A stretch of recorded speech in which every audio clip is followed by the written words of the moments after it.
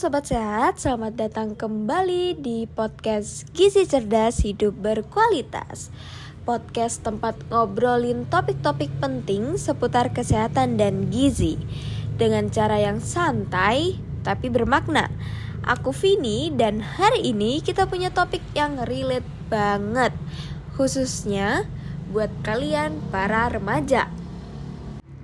Halo juga guys, dari aku Naila. Seneng banget nih bisa balik ngobrol bareng kalian semua. Topik kita kali ini adalah obesitas pada remaja. Mungkin kedengarannya udah sering dibahas ya, tapi jangan salah loh, masih banyak yang belum benar-benar paham tentang risiko dan cara pencegahannya.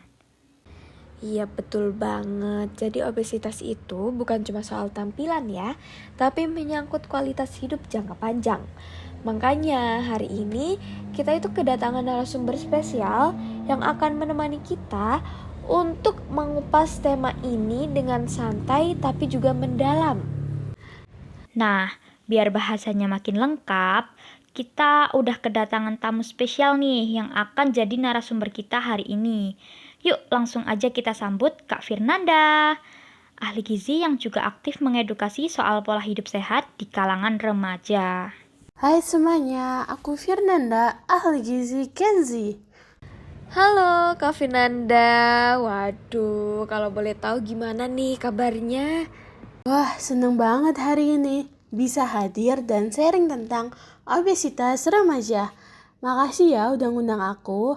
Seneng banget loh bisa hadir dan ngobrol bareng tentang topik yang penting banget nih. Sama banget Kak, aku jadi ikutan antusias dan penasaran soal topik kita hari ini. Mau dong Kak, kita kayak dijelasin dari awal, mulai dari definisi dulu deh. Sebenarnya obesitas itu apa sih? Obesitas itu kondisi medis di mana terjadi penumpukan lemak tubuh secara berlebihan sampai mengganggu kesehatan. Kita biasanya mengukurnya pakai indeks massa tubuh atau biasa kita sebut IMT. Nah, kalau misalkan IMT kita lebih dari 30, itu sudah masuk kategori obesitas. Berarti kalau badannya besar, itu otomatis obesitas. Nggak selalu kok, ada juga yang kita sebut overweight atau kelebihan berat badan. Obesitas lebih ekstrim dan mempunyai resiko yang lebih tinggi terhadap berbagai penyakit. Yang penting bukan cuma angka timbangan, tapi komposisi tubuh dan gaya hidup juga harus dilihat. Berarti penting ya buat remaja kenal tubuhnya sendiri, bukan cuma ngikutin standar langsing itu sehat. Kita pengen tahu juga nih Kak, kenapa sekarang makin banyak remaja yang mengalami obesitas? Sebenarnya itu karena gabungan beberapa faktor. Yang pertama nih, perubahan pola makan. Makanan tinggi kalori, tinggi gula, tinggi lemak, kayak junk food, minuman manis. Itu bahkan udah jadi konsumsi harian nih. Terus yang kedua, kurangnya gerak. Remaja sekarang itu lebih sering duduk, kayak belajar online, main game, scroll media sosial. Sekarang screen time aja bisa 6-8 jam sehari atau bahkan lebih. Aduh, kok aku jadi kayak agak kesindir gitu ya Kak. Karena aku tuh kadang bisa duduk 5 jam cuma buat ngerjain tugas. Tapi kadang kelepasan scroll TikTok dikit sih. Iya kan? Dan itu bisa diperparah sama kebiasaan ngemil sambil rebahan plus kurang tidur. Belum lagi tekanan sosial, stres sekolah atau kuliah, masalah pertemanan, atau bahkan percintaan yang pelariannya itu malah ke makanan. Jadi obesitas tuh bukan cuman karena makannya banyak aja ya Kak, tapi ada pengaruh psikologis dan lingkungan juga. Betul, bahkan kadang dari rumah kalau orang tua belum aware soal gizi, anak itu jadi terbiasa makan tanpa kendali nih. Tapi nih Kak, kalau dibiarin, emang obesitas di usia remaja ini tuh bisa berdampak apa aja sih? Kok kayak menakutkan sekali gitu. Wah, banyak banget. Kalau dari jangka pendek itu bisa menyebabkan cepat lelah, sulit konsentrasi, sampai nyeri sendi karena tubuh nggak mampu menopang berat badan yang berlebih. Sedangkan jangka panjang itu ada resiko diabetes tipe 2, hipertensi, gangguan jantung, sleep apnea, gangguan hormonal, bahkan gangguan kesuburan di masa depan. Tapi aku juga pernah baca nih Kak, emang bener ya, banyak remaja obesitas yang juga mengalami gangguan mental? Ya, betul sekali. Dari sisi mental nih, rendahnya rasa percaya diri, body shaming, bahkan depresi. Banyak yang rasa malu, jadi target bullying, bahkan bisa mengalami depresi. Rasa minder, nggak pede, takut tampil, itu udah umum banget dialamin. Aduh, kalau kayak gitu sih sedih ya Kak. Karena tuh emang harusnya masa remaja jadi masa yang paling semangat dan percaya diri. Betul banget. Makanya penting banget tuh kita cegah sejak dini. Dan bukan dengan body shaming, tapi dengan edukasi. Tapi nih Kak, menariknya sekarang itu ada fenomena lain yang mulai muncul di kalangan remaja. Itu menolak edukasi gizi dengan dalih love yourself katanya gitu Kak. Itu menurut Kakak gimana? Iya Kak, aku juga pernah nemu tuh. Ada remaja yang sering lewat FYP TikTok aku bilang, aku nggak mau diet, aku maunya mencintai diriku apa adanya. Nah gitu tuh Kak, gimana dong? Nah, ini nih yang penting banget kita luruskan.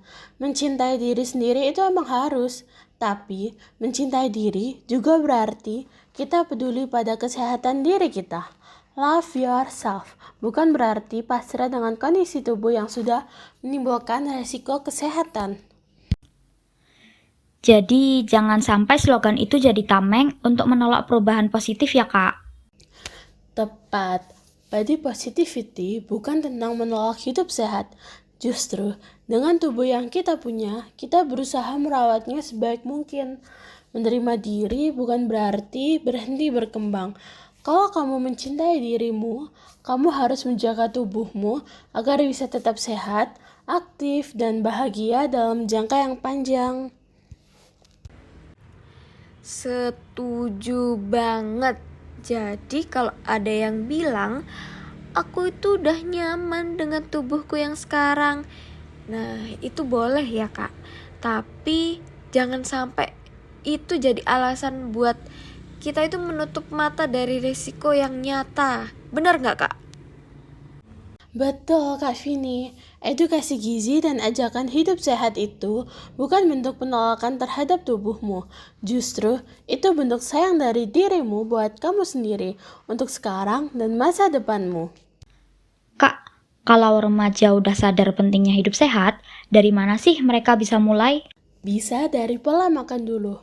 Terapkan isi piringku, separuh piring untuk sayur dan buah, seperempat karbohidrat kompleks seperti nasi merah, kentang, jagung, lalu seperempat protein sehat seperti tahu, tempe, ayam tanpa kulit, dan ikan. Lalu, jangan lupa untuk minum air putih ya, karena banyak yang lupa dan malah minum boba terus setiap hari. Satu gelas boba bisa sampai 400 kalori. Bayangkan aja kalau kita minum 2 kali boba dalam seminggu. Mungkin bisa kasih tips nih Kak, gimana caranya supaya nggak tersiksa waktu makan sehat?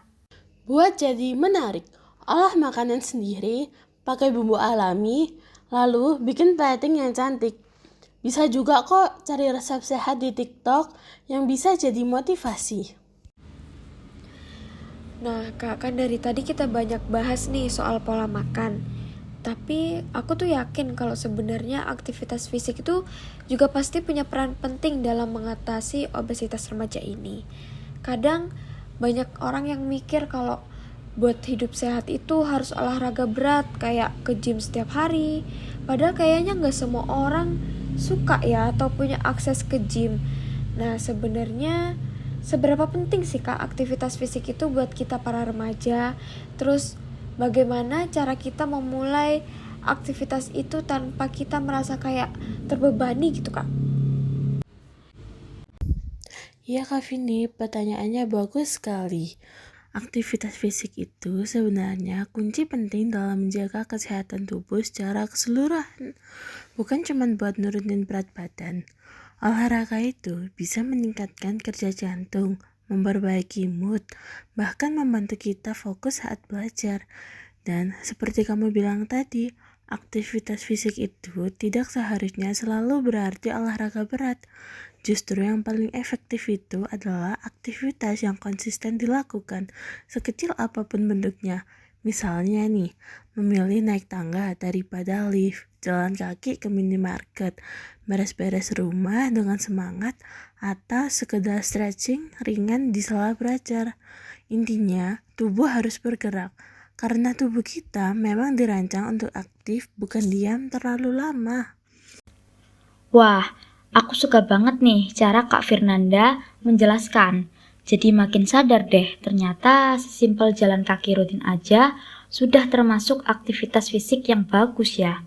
Kalau begitu, buat teman-teman remaja nih yang punya jadwal padat banget seperti sekolah, les, tugas rumah, gimana sih cara menyelipkan aktivitas fisik ini? Karena ya, jujur aja, kadang bawaannya tuh kalau capek ya cuman pengen tidur atau main HP aja, bukannya malah olahraga. Itu memang tantangan nyata ya Kak Naila. Tapi sebenarnya aktivitas fisik itu bisa banget diselipkan dalam rutinitas sehari-hari tanpa harus merasa berat. Contohnya nih, setiap kali selesai belajar satu bab atau selesai mengerjakan tugas, bisa istirahat 5 menit untuk stretching, squat ringan, atau jalan keliling rumah. Waktu istirahat sekolah nih, memanfaatkan buat jalan-jalan kecil di lapangan, bukan cuma duduk di bangku.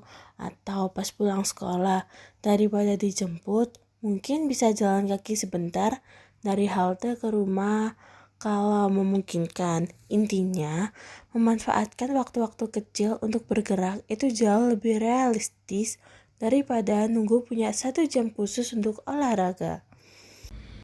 Bener sih Kak. Kalau dipikir-pikir tuh kadang emang kita tuh merasa kayak antar aja deh olahraganya kalau ada waktu luang. Tapi kenyataannya emang gak pernah kejadian gitu loh. Jadi emang lebih baik mulai aja dari gerakan kecil sehari-hari. Tapi nih Kak, ngomong-ngomong ya, ada gak sih tips buat mengurangi screen time? Karena jujur aja sebenarnya aku tuh screen time perharinya lebih dari 5 jam. Kadang ya nugas, scroll TikTok, itu sih yang paling banyak. Oh sama ini Kak, kadang aku juga maraton movie. Pasti ada Kak Vini. Pertama, sadari dulu berapa lama kita menghabiskan waktu di depan layar. Karena kita nggak sadar sampai lihat sendiri datanya. Yang kedua, atur batasan waktu penggunaan HP atau laptop. Misalnya pakai timer atau aplikasi pengatur screen time. Setiap kali break dari layar, manfaatkan untuk aktivitas kecil, jalan keluar ruangan, peregangan, atau ngobrol sama keluarga tanpa gadget. Dan yang penting juga nih, coba ganti sebagian screen time dengan aktivitas lain yang kamu nikmati. Misalnya, belajar masak, bercocok tanam kecil-kecilan, atau membaca buku fisik. Ini bukan berarti anti teknologi ya, tapi biar keseimbangannya terjaga dan tubuh kita tetap aktif bergerak. Wah, keren banget nih tipsnya Kak. Jadi makin semangat buat mulai coba dari langkah kecil. Aku baru kepikiran juga deh, kadang hal-hal sederhana kayak stretching sambil nunggu download file aja, itu juga udah bantu tubuh kita buat tetap aktif. Aku rasa buat teman-teman remaja, konsep ini juga jauh lebih realistis dan doable daripada ngerasa harus langsung olahraga yang keras. Bener banget Kak Naila. Mulai dari yang kecil tapi konsisten itu jauh lebih baik daripada punya rencana yang besar tapi nggak pernah dijalankan. Ingat, perubahan gaya hidup itu proses. Setiap langkah kecil yang kamu ambil menuju hidup lebih sehat itu sudah layak dihargai. Gak perlu tuh langsung sempurna. Yang penting kamu mau terus bergerak ke arah yang lebih baik. Setuju banget Kak. Terima kasih banget ya Kak atas penjelasannya yang lengkap dan menenangkan.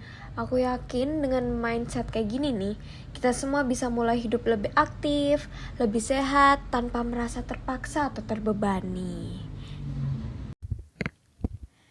Terakhir nih Kak, boleh dong kasih pesan-pesan motivasi buat teman-teman remaja yang mungkin lagi merasa insecure karena obesitas. Dengan senang hati dong, buat kamu nih yang sedang berjuang. Kamu itu berharga dan kesehatanmu juga penting. Obesitas bukan akhir dari segalanya. Kamu bisa berubah, kamu bisa belajar. Jangan bandingkan dirimu dengan orang lain. Bandingkan dengan diri kamu yang kemarin. Satu langkah kecil hari ini, makan sehat, lebih banyak gerak, bisa jadi awal hidup sehatmu selamanya. Percayalah, tubuhmu akan berterima kasih. Ih keren banget. Aku sendiri aja ngerasa lebih kayak semangat gitu habis dengar motivasi dari kakak. Wah, aku juga nih. Makasih banget ya Kak Firnanda. Sama-sama, semangat ya buat semua remaja di luar sana. Jangan tunggu nanti, mulai sehat dari sekarang. Oke sobat sehat, itu dia obrolan kita hari ini. Semoga bisa membuka mata dan hati bahwa menjaga berat badan itu bukan soal tren, tapi tentang masa depan. Jangan lupa like dan share podcast ini ke teman-temanmu ya. Sampai jumpa di episode berikutnya. Tetap semangat jadi versi sehat dirimu. Dadah!